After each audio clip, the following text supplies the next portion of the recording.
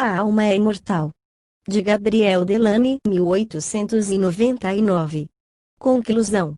O problema da imortalidade da alma, que outrora pertencia à alçada da filosofia, pôde, nos dias atuais, ser atacado pelo método positivo. Já observamos uma orientação nova, criada pela pesquisa experimental. O hipnotismo prestou serviço imenso à psicologia, com o facultar que se dissecasse, por assim dizer, a alma humana, e fecundo foi o emprego que dele se fez, para obter-se o conhecimento do princípio pensante em suas modalidades conscientes e subconscientes.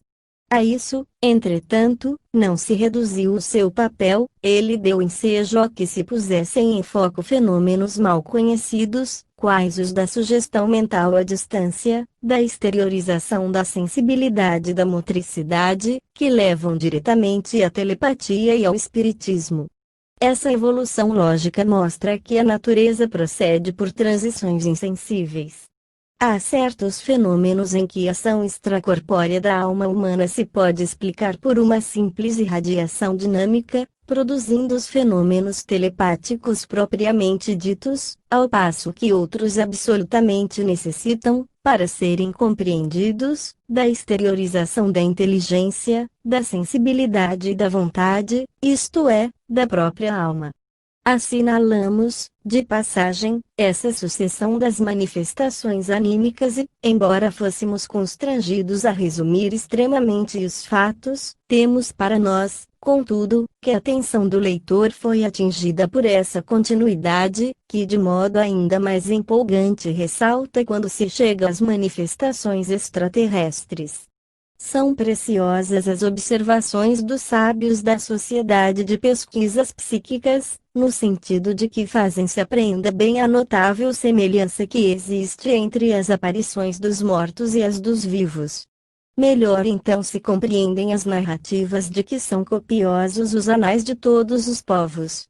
Chegamos a persuadir-nos de que, se a vida de além-túmulo foi negada com tanta fúria por muitos espíritos bons, é que ela era incompreensível, quer fizessem da alma uma resultante do organismo, quer a supusessem formada de uma essência puramente espiritual. Podemos, com efeito, convencer-nos de que a alma humana não é, conforme o julgam os materialistas, uma função do sistema nervoso, que ela é um ser dotado de existência independente do organismo e que se revela precisamente com todas as suas faculdades, sensitivas, inteligentes e voluntárias, quando o corpo físico se tornou inerte, insensível, completamente aniquilado. A alma humana não é, tampouco, qual o afirmam os espiritualistas, uma entidade imaterial, um ser intangível. Ela possui um substrato material, porém formado de matéria especial, infinitamente sutil, cujo grau de rarefação ultrapassa de muito todos os gases até hoje conhecidos. Se bem, desde o instante do nascimento, alma e corpo se achem intimamente unidos, de maneira a formarem um todo harmonioso, não é tão profunda essa união, nem tão indissolúvel quanto se pensava. Sabemos, por fatos de observação e de experiência, que o princípio pensante se evade por vezes da sua prisão carnal e percebe a natureza, com exclusão do ministério dos sentidos. Os casos de Varley, do Dr. Britten, do jovem gravador citado pelo Dr. Gibier são, a esse respeito, inteiramente probantes.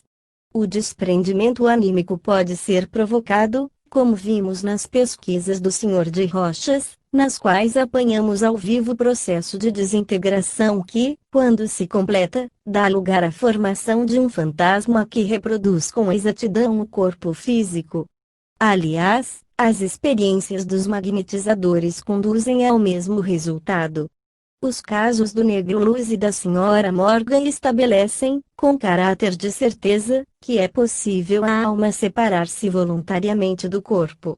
Foi sempre experimentalmente que se observou ter esse corpo da alma uma realidade física, pois que ele pode ser visto, caso de Luz e do Dr. Britten, e não raro fotografado, conforme o demonstramos várias vezes, casos do Capitão Volpi, do Sr. Stead, do Dr. Asdeu, etc. Finalmente, a realidade física do desdobramento está inteiramente provada com a Sra. Fay e o médium Eglinton, de cujo duplo a materialização se tornou irrecusável por um molde em parafina. Esse duplo, sósia do ser vivo, não é, pois, uma miragem, uma imagem virtual, ou uma alucinação. É a própria alma que se revela, não só pela sua aparição, mas também intelectualmente, por mensagens que lhe atestam a individualidade. O que reproduzimos de forma experimental se deu naturalmente foi observado grande número de vezes, porquanto os sábios da Sociedade de Pesquisas Psíquicas reuniram considerável acervo de documentos acerca desse assunto, tão eminentemente instrutivo e interessante. O cepticismo, em verdade, não pode sentir-se à vontade diante desses 2000 casos perfeitamente comprovados. É fora de dúvida que a incredulidade sistemática surge aqui com tara cerebral, como um caso patológico, ao qual não há por que dar atenção. A identidade física e intelectual das manifestações fantasmáticas provindas de indivíduos vivos, ou mortos há mais ou menos tempo, patenteia a sobrevivência da atividade anímica após a morte corporal. Os fenômenos extremamente numerosos e variados do espiritismo confirmam os fatos de observação.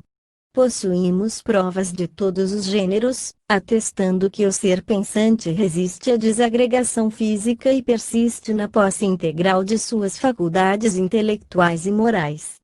Ainda a esse respeito são abundantes e precisos os documentos. A fotografia permite-se afirmar com segurança absoluta que os impropriamente chamados mortos são, ao contrário, perfeitamente vivos. Os testemunhos de Wallace, do Dr. Thomson, de Bronson Murray, de Beatty não consentem dúvidas. Embora remonte por vezes a uma época distante o momento da sua desencarnação, o ser que vem dar o seu retrato nenhum traço revela de decrepitude. Em geral, mostra a si mesmo rejuvenescido, isto é, gosta de ser representado na fase da sua existência em que dispunha do máximo de atividade física. Também nas descrições dos médiuns videntes temos excelentes meios de convicção e bastará lembremos o caso de Violeta, citado pelo Sr. Robert Dale Owen, para pormos em evidência todos os recursos encontráveis nesse gênero de investigações. Vimos igualmente que o grau de objetividade do espírito pode chegar até a uma verdadeira materialização. Opera-se então um magnífico fenômeno mediante o qual ressuscita, por assim dizer, um ser desaparecido de há muito do mundo dos vivos. Sabemos de quantas precauções se cercam os experimentadores, para não serem iludidos pelos médiuns ou pelos seus próprios sentidos. Apesar do número considerável das narrativas, a despeito da autoridade dos sábios, que controlaram os fenômenos, indispensáveis se tornaram testemunhos materiais da realidade deles, para que se desse crédito a tão singulares relatos. Só depois das fotografias de Cathy e King se formou a convicção de que os espectadores não tinham sido vítimas de sugestões vigéis, convicção que ainda mais se robusteceu quando, pelas moldagens, como as que obtiveram os senhores Reimers e Osley, se fizeram certo que havia ali uma realidade esplêndida, uma grandiosa evidência. Surgiram então todas as teorias imaginadas para combater essa demonstração que embaraçava os incrédulos. Já não podendo negar os fatos, tentaram eles desacreditá-los, atribuindo-os ao desdobramento do médium, a criações de seu cérebro objetivadas diante dos espectadores, a intervenções de elementais ou elementares, etc. Sabe-se, porém, quanto são inadmissíveis todas essas hipóteses e, assim, a convicção se impõe de que a morte não é o fim do ser humano, mas um degrau da sua vida imperecível. A conservação do perispírito após a morte faculta-se compreenda que a integridade da vida psíquica não se destrói, apesar do desaparecimento do cérebro material que parecia indispensável à sua manifestação. Durante a vida, o perispírito existe, sabemo-lo sem sombra de dúvida, e desempenha papel notável na vida fisiológica e psíquica do ser, pois, desde que ele sobrevive ao organismo, é que era absolutamente diferente deste. O ser humano então nos aparece qual realmente é, uma forma, pela qual passa a matéria. Quando se acha gasta a energia que fazia funcionar essa máquina, quando, numa palavra, a força vital se transformou completamente, a matéria fica sem poder mais incorporar-se, o corpo físico se desagrega, seus elementos voltam à terra e a alma, revestida sempre de sua forma espiritual, continua no espaço a sua evolução sem fim. As materializações, suficientemente objetivadas para deixarem traços materiais da sua realidade por meio de impressões e moldes, mostraram que o perispírito é a forma ideal sobre que se constrói o corpo físico. Ele contém todas as leis organogênicas do ser humano e, se essas leis se encontram em estado latente no espaço, subsistem, no entanto, prontas sempre a exercer a ação que lhes é própria, desde que para isso se lhes forneça matéria e essa forma da energia que se dá o nome de força nervosa ou vital. A existência desse corpo espiritual é conhecida de toda a antiguidade, mas apenas vagas e incompletas noções se possuíam sobre a sua verdadeira natureza. Não temos a pretensão de afirmar que já se fez luz completa sobre esse assunto, já principiamos, todavia, a estabelecer melhor os termos do problema.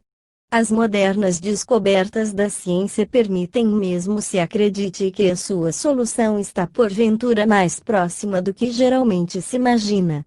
Procuramos mostrar que a existência de uma substancialidade etérea não é incompatível com os nossos conhecimentos atuais sobre a matéria e a energia. Cremos que essa tentativa não parecerá demasiado temerária, pois que a ciência positiva se encaminha para esse domínio do imponderável, que inúmeras surpresas lhe reserva. Diremos, pois, com o Sr. Leonce Hibbert, que temos hoje nas mãos todos os elementos para a solução do grande problema dos nossos destinos. Depois dos luminosos trabalhos de Helmholtz, de Sir William Thomson, que se tornou Lord Kelvin, de Crookes, de Cornu, sobre a constituição da matéria ponderável e do imponderável éter, depois dos de Kirchhoff e de Bunsen, de Lockyer, de Huygens, de Deslandes, sobre as revelações do espectroscópio, dos de Faye, de Wolf e de Kroll, sobre a constituição, a marcha e o encontro dos gigantes celestes. Aos de Claude Bernard, de Berthelot, de Lewis, de Preyer, em química orgânica e em fisiologia, dos de Pasteur sobre os infinitamente pequenos da vida, dos de Darwin e Wallace, sobre a origem das espécies, dos de seus discípulos e continuadores, quais o Sully, na Inglaterra, Haeckel, na Alemanha, edição Perrier, na França, dos de Broca e Ferrier, sobre as localizações cerebrais, dos de Herbert e Spencer, de Bain, de Ribot.